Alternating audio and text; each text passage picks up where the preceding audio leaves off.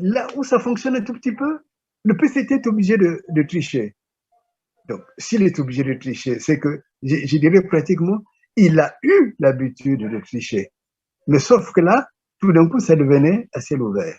Et en fait, c'est à partir de là qu'il y a une sorte de mise en danger de la République. Parce qu'il ne faut pas croire à cette République du Congo. Elle n'existe pas. Il ne faut pas croire à l'alternance au Congo. C'est un leurre. Il n'y a pas d'alternance possible. Il y a ce que j'appelle, pour moi, des mercenaires qui ont pris le pouvoir du Congo et qui, coûte que coûte, veulent rester au pouvoir. Coûte que coûte, veulent laisser le Congo entre les mains de ceux qui seront leurs enfants demain. Donc en fait, vous voyez ce que je veux dire. C'est-à-dire, l'enjeu n'est pas l'avenir du Congo, mais l'enjeu est l'avenir, la possession du pouvoir. Et c'est pour cela que je disais que ces gens qui croient encore, c'est des ignorants, c'est des somnolents, c'est même des criminels politiques.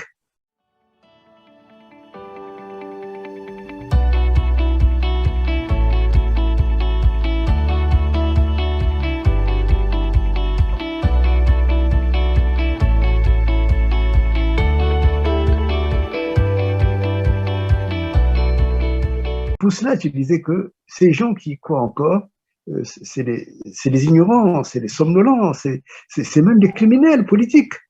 Parce qu'ils ne voient pas qu'il s'agit de l'enjeu d'un pays. Le pays, c'est indépendamment de vous, M. Perrin. Le pays, c'est indépendamment de moi, Kunku. Le pays, c'est de dire que j'ai existé dans ce pays, je laisse entre les mains des enfants qui vont naître ou qui sont déjà nés, un pays dans lequel ils peuvent être fiers. Même ceux qui sont nés à l'étranger doivent dire, tu vois, comme on dit, tu vas dire que je vais rentrer chez moi. Chez nous, on ne rentre pas chez soi. Vous comprenez? Hein? Qui a été dans les éléments que j'ai même enregistrés, Diawara a été tué physiquement par Sassou Nguesso contre la vie même de Mariam Gwabi. Vous êtes en train de nous dire des choses là, mais qu'est-ce qui fait que jusqu'à aujourd'hui, finalement, Denis Sassou Nguesso n'a jamais été traduit devant la justice, malgré tous ces crimes que vous évoquez? Je pense qu'il a mis en place, c'est ce qu'on appelait dans le temps, un pouvoir par la terreur. Le pouvoir par la terreur, d'abord, il élimine les gens qui sont capables d'apporter une vérité ou une contre-vérité. Beaucoup ont été éliminés par les armes, par les disparitions, mais beaucoup ont été éliminés par du poison. Moi, je rends grâce à Dieu personnellement que Dieu m'ait sauvé de cet empoisonnement. Il vous est arrivé un cas comme ça? Pouvez-vous le partager? Écoutez, moi quand les gens me voient, ils m'admirent, ainsi de suite. Mais vous savez qu'il y a simplement 5 ans, je ne peux même pas plus traverser une rue. C'est-à-dire que sans le soutien de quelqu'un, je ne peux pas marcher. Je suis même tombé dans le métro de Paris. Et quand on dit que Dieu est tout-puissant, il est vraiment tout-puissant. Sinon, je ne serais pas là en train de vous parler.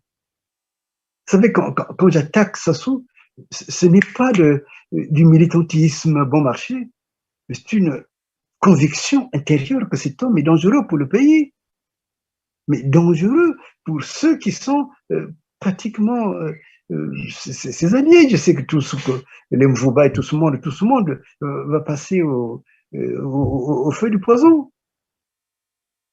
Et il y a, comment ça s'appelle, que j'avais eu comme directeur à l'époque, quand j'étais à la Banque centrale, qui vient de passer là à ma gauche, celui qui était Premier ministre.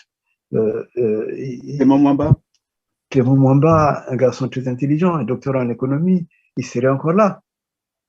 Et je suis sûr que s'il n'avait pas bravé ce système en se disant je vais y aller, et puis ainsi de suite.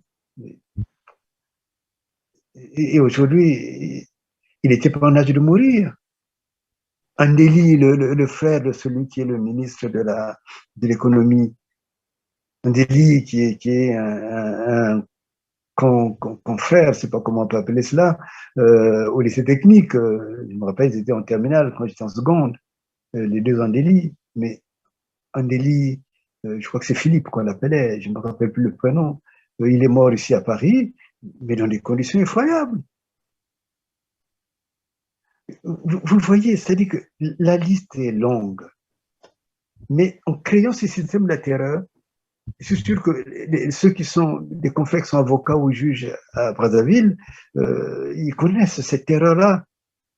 Et même si tu engages une action, c'est une action qui ne va jamais prospérer. Parce que qui nomme ce procureur, qui nomme le premier président, qui nomme toutes ces personnes, c'est Sassou qui les désigne. Vous n'allez pas couper l'arbre sur lequel vous êtes assis. Donc, je crois que au renversement de Sassou, et je le souhaite vraiment le plus tôt qu'il soit, au renversement de Sassou, il y aura une véritable mise en évidence, une véritable, comment je peux appeler ça? C'est une révélation à outrance même de tous ces crimes commis. Qu'un seul homme ait pu commettre autant de crimes. Mesdames, Messieurs, peuple congolais, chers membres de la diaspora, je vous rappelle que le dictateur Denis Sassou Nguesso n'a pas d'assises politiques à l'échelle nationale. Autrement dit, qu'il n'a pas de soutien politique de nous, peuple congolais, qu'il a piétiné et fracassé notre pays. Denis Sassou Nguesso ne tient son pouvoir contre nous, peuple congolais, que grâce à ses soutiens extérieurs, dont France-Afrique. Par ailleurs, la réorganisation géostratégique en cours en Afrique et notamment dans le golfe de Guinée et du bassin du Congo risque de le rendre de plus en plus vulnérable avec ses soutiens extérieurs, dont France-Afrique. Explication.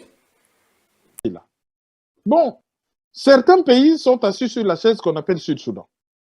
Alors, les Russes se sont installés sur la chaise qu'on appelle la République centrafricaine. Mais il y a toute la largeur de la table qui semblait inoccupée. Bon, la France était là, mais ça semblait inoccupé. Donc, les Russes arrivent pour s'installer sur ce flanc-là, tout en sachant que les lusophones et les Américains encore sont assis au sud, du côté de l'Angola, et au sud-est, du côté de la Zambie. Donc, lorsque Sergueï Lavrov arrive, il parle au président Sassou. Ils vont réactiver la commission mixte congolo-russe.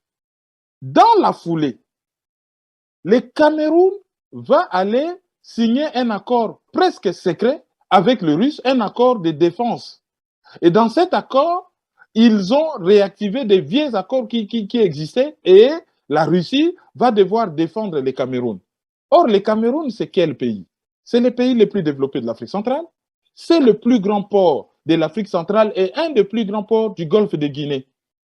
Les Français qui sont dans les Sahel avec l'opération Barkhane, ils utilisaient le port d'Abidjan pour parvenir jusqu'au Mali et comme on les a chassés du Mali, ils ont utilisé le port d'Abidjan pour aller au Niger. Or, dernièrement, ils ont essayé de passer par le Burkina Faso, le Mali, le Niger. Ils ont été conspués partout, c'était violent. Donc, ils ont compris qu'ils ne peuvent plus utiliser le flanc ouest, c'est-à-dire le port d'Abidjan, pour avoir accès au Sahel. Il ne leur restait plus que le flanc est, c'est-à-dire parce que maintenant la base c'est N'Djamena au Tchad, qui est un pays enclavé. Donc, qui contrôle le port de Douala et le Cameroun, contrôle tout ce que les pays occidentaux vont faire sur le Sahel, parce que les matériels militaires rentreront par là. Et apprendre que les Russes aussi arrivent, et que les Russes veulent établir un pont depuis le port de Douala, le Cameroun, jusqu'en République centrafricaine, établir un pont, et non seulement jusqu'en République centrafricaine, mais jusqu'au Congo-Brazzaville, lequel pont peut leur permettre de faire venir du matériel lourd en cas de guerre en République démocratique du Congo, Et à partir de Douala, arriver en Centrafrique, descendre par les Congo-Brazza et atteindre Kinshasa, mais très facilement, utiliser même le fleuve, les Américains ont compris que la réparation, maintenant, c'est terminé. Qu'est-ce qu'ils ont fait? Ils ont envoyé 3 personnes en Afrique. Ils ont envoyé Madame Greenfield, qui est l'ambassadrice des États-Unis auprès de l'ONU. Ils ont envoyé Samantha Power, qui est l'administratrice de l'Agence de développement américaine, et Anthony Blinken, qui est le secrétaire d'État américain. Ils se sont répandus en Afrique. Mais la personnalité la plus élevée en grade, qui est le responsable de toutes ces personnes, commence par l'Afrique du Sud, qui est l'antichambre des États-Unis en Afrique. Ils viennent au Congo, qui est la réserve des matières premières des États-Unis en Afrique, pour finir au Rwanda, qui est le mercenaire des États-Unis en Afrique. C'est tout dire. Et Lavrov, quand il est venu, qu'est-ce qu'il a fait? Congo-Brazza, Ouganda. Il va en Ouganda, il parle avec Museveni, et Museveni qui dit, ah, nous, on ne va pas combattre quelqu'un qui ne nous a jamais fait du mal. Mais notre ambition, c'est de faire une grande zone de libre-échange économique, mais où il n'y aura pas seulement une union économique, mais ça sera aussi une union politique et une union militaire. Autrement dit que cette bande de tous anglophones, qui dirige toute la région et de l'Afrique de l'Est et de l'Afrique centrale, c'est ainsi qu'ils établissent des bases. Souvenez-vous de 22 000 hectares qu'on leur a octroyés au Congo-Brazzaville. Là, le tableau devient de plus en plus clair. On voit dans quelle direction ça s'en va. Donc, les gens se positionnent pour une future guerre en Afrique et dont l'enjeu sera les matières premières de la République démocratique du Congo. Je vous signale que Lavrov a fini en Égypte, un pays très proche des États-Unis, sauf qu'à l'époque de Gamal, l'Égypte a déjà fait une guerre pour le canal de Suez. Ils ont toujours eu une position, je ne dirais pas ambiguë, c'est des velléités de souverainisme dans leur tête. C'est-à-dire, ils se disent, les États-Unis soutiennent l'armée égyptienne, mais l'armée égyptienne peut s'acheter des avions russes. Il y a des velléités d'indépendance vis-à-vis des États-Unis. Et Lavrov l'a compris, il s'est dit, s'il y a un pays où on peut aussi aller bien parler, c'est l'Égypte. Après ce qui s'est passé, où il y a une grande organisation juive qui a été interdite de fonctionner en Russie, la Russie qui a toujours été, d'une certaine manière, proche d'Israël, Israël qui est très proche des États-Unis, c'est-à-dire ils ne s'interdisent rien. Vous avez beau être les amis des Américains, s'ils peuvent aussi parler avec vous, c'est question d'intérêt, c'est question de rapport de force. Donc, ils ont bien choisi leur pays, l'Égypte, l'Afrique du Sud. Non, ils ont choisi bien leur pays, l'Égypte, les Cameroun, les Congo-Brazzaville, et les États-Unis ont aussi bien choisi leur pays, l'Afrique du Sud, les Congo et les Rwanda, tandis que les autres là, ils vont au Ghana, ils vont partir au Kenya, en tout cas, ils vont s'éparpiller un peu partout. Pendant ce temps, les dirigeants africains, qu'est-ce qu'ils font? Dans la posture d'une jolie femme, très heureuse de se faire draguer par tout le monde. L'esclave utile, en fait. De ce qui précède, je vous confirme que la chute du dictateur Denis Sassou Nguesso sera au cœur des enjeux géostratégiques entre l'Occident et l'Eurasie, ou plutôt entre la France-Afrique ou les enjeux France-Afrique face à l'Eurasie, Chine, Russie et l'Occident anglo-saxon. Par conséquent, il est de notre droit et devoir des citoyens congolais, tant civils, politiques, intellectuels et militaires, de se préparer à toutes les éventualités géostratégiques en cours de téléchargement dans notre sous-région. Autrement dit, nous devons placer des pions partout. Là où Sassou Nguesso met ses pieds, chez les Russes, nous devons être chez les Russes. Là où Sassou Nguesso met ses pieds chez les Français, nous devons être chez les Français. Là où Sassou Nguesso met ses pieds, ou ses pions, en Chine, nous devons être aussi chez les Chinois. C'est l'enjeu. Mais la chute de Sassou Nguesso est annoncée. préparons-nous à la restauration en tenant compte de ces enjeux géostratégiques en cours, parce que ces enjeux risquent de perturber toute la sous-région d'Afrique centrale et pour encore de nombreuses années, si on n'en prend pas conscience, et surtout que notre pays est géostratégique. Et j'y reviendrai dans les prochaines vidéos. Merci beaucoup.